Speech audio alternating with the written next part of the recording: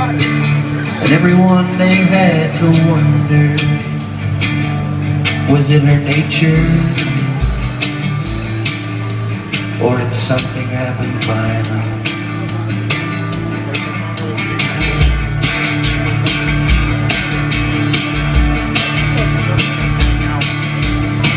Cut years later, the Freudian sand, the mounted policeman asked for her hand.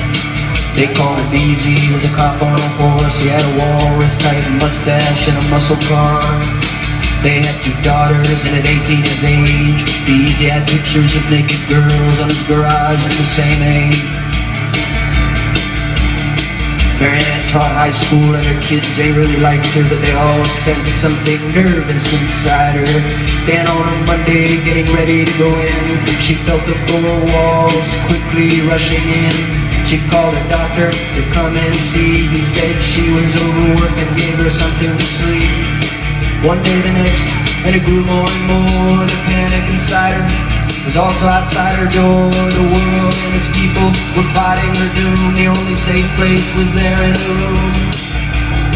Girls and Easy, they knew something was wrong, but they chose not to think about it ever too long. Mom was just tired and she needed a rest. To be a mother and a teacher could have happened to the best. Then on that day, as she laid in her bed, the panic, it was pushing the eyes out of her head. The doctor had given her some anxiety pills. It made her feel psychotic on top of everything else. Either lay there, watch her own life dissolve, or reaching the side table for her husband's revolver.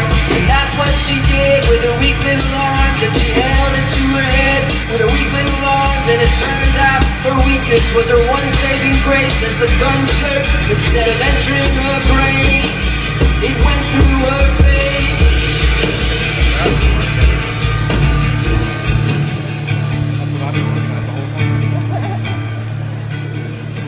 Marianne was quiet.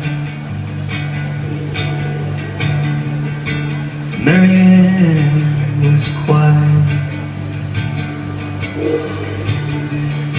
And in that blackness she had to wonder, was she just sleeping, or had something happened violent?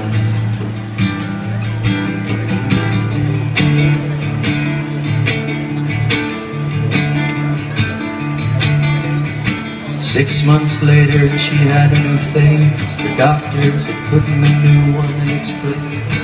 We all went to visit at Thanksgiving time. I hadn't seen her since the accident. I didn't know what I would find. To my surprise, she seemed better than ever.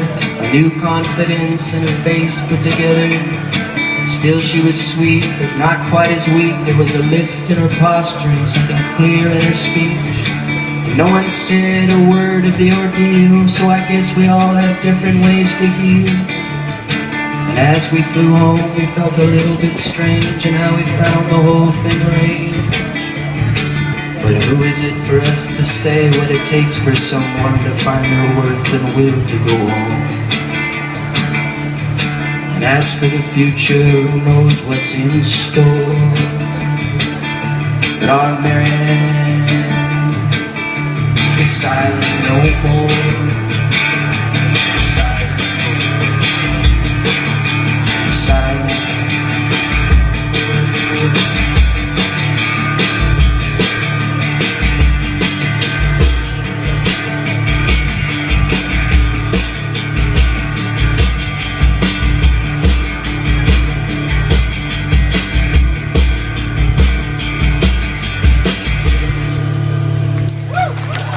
Great, thank you very much.